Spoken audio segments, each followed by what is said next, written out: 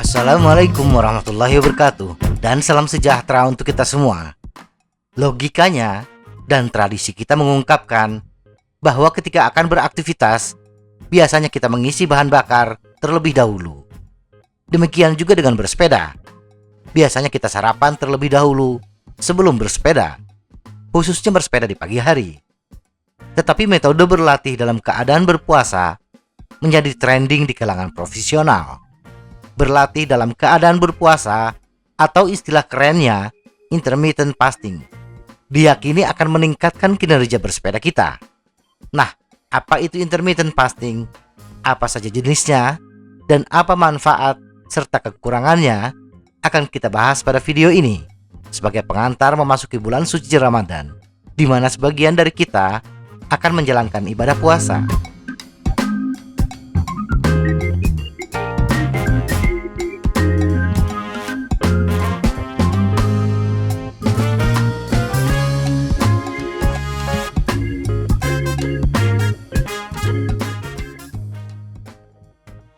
Apa itu intermittent fasting?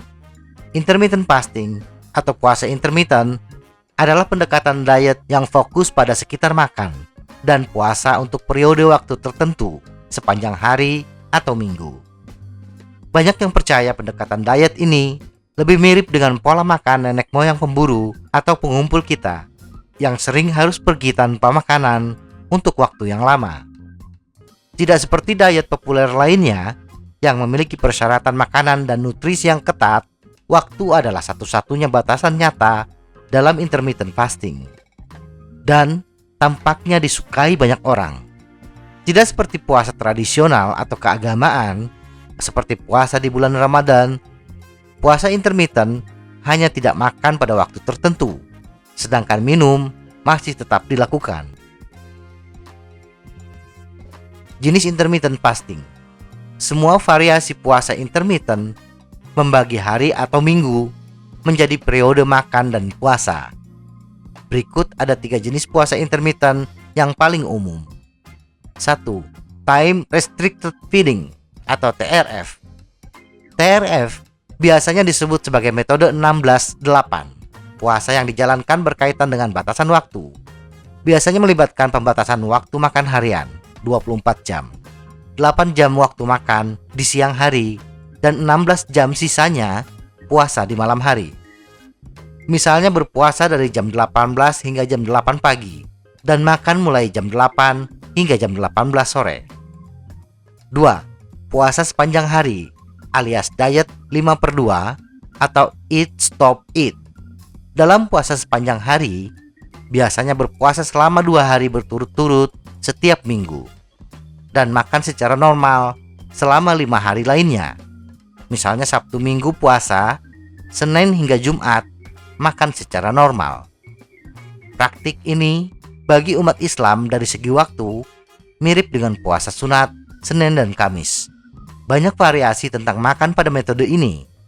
Diet 5/2 membolehkan untuk makan 500 hingga 600 kalori pada hari-hari puasa.